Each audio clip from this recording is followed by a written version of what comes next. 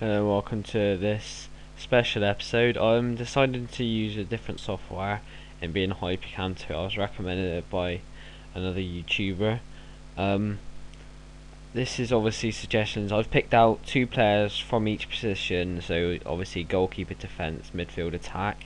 They might be in a bit of a scramble order due to auctions.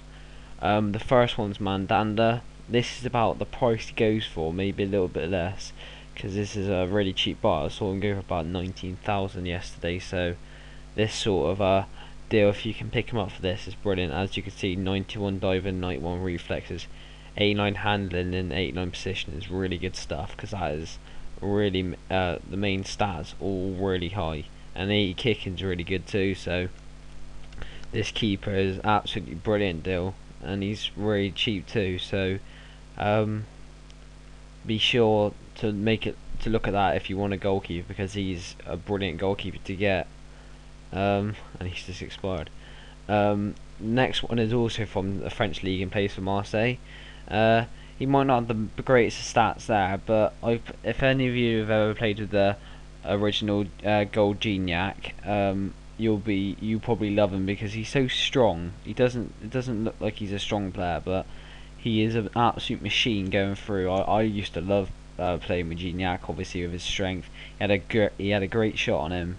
He had decent pace for a guy about 6'2", and obviously you can see this stats: 76 heading for a 6'2" guy, and amazing. But Ibrahimovic has got that stat, and I love it, and he scores a load of headers for me. So it doesn't really matter, to be honest, as long as they got the height for a head in. 78 passing is pretty decent too, but the main stats are 84 pace, 84 dribbling, which is pretty good, to be honest. 89 shooting is obviously the best stat, and that's an absolute beast of a shot. So be sure to, if you get this guy, have a few cracks at goal. I mean, his price varies from about 20 to 25,000 for this card, so not too bad, quite cheap, to be honest. Van der Wiel. This is basically the only decent fullback cover you can get for under 35,000. He goes for about this price on the screen, maybe a little bit cheaper if you can get him for that. As you can see, his stats are amazing: 88 pace, 84 dribbling, 85 defending, 85 passing, and 75 heading is pretty decent too. And yet he's only 8 rating. I don't get that, to be honest. That's at least an 84 stat, to be honest. An 84 overall, I mean. My other defender is Samba. Sorry about that. This version is good. If you've seen his 83 version, then he's an absolute machine. I mean, this one's got 74 pace, 86 defend, and 88 heading, which is pretty decent, to be honest.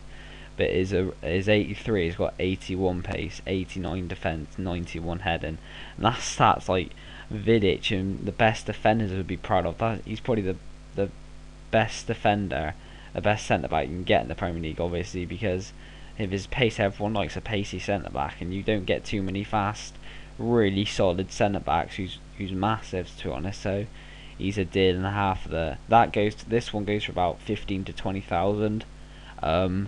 The 83 one goes for about 90 to 100,000. A lot of money for that, but that's because he's probably one of the best centre backs you can get. Obviously he's not the best rated, but his stats make him one of the better ones.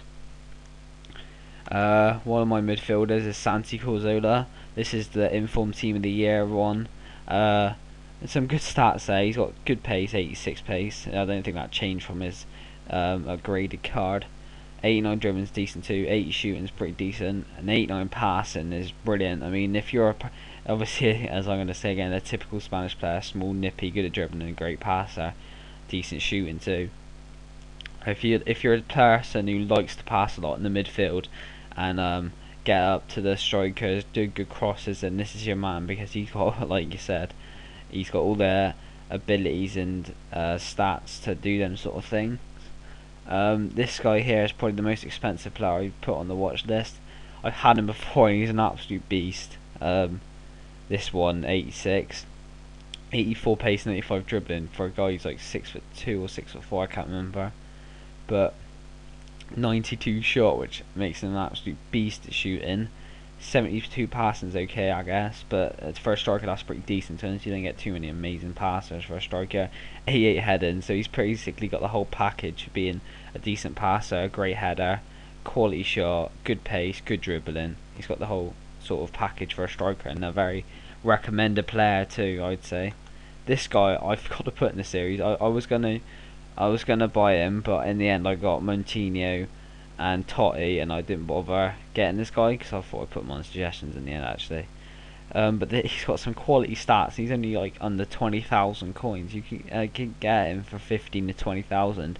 This is the Team of the Year version, the best one. He's had such a good season, Borja Valero.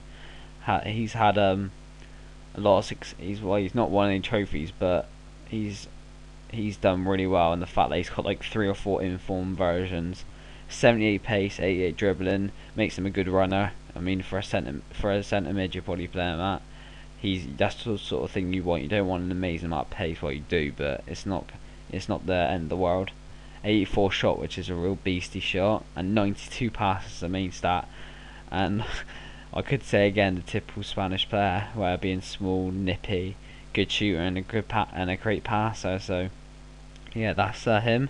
And the final player is his teammate at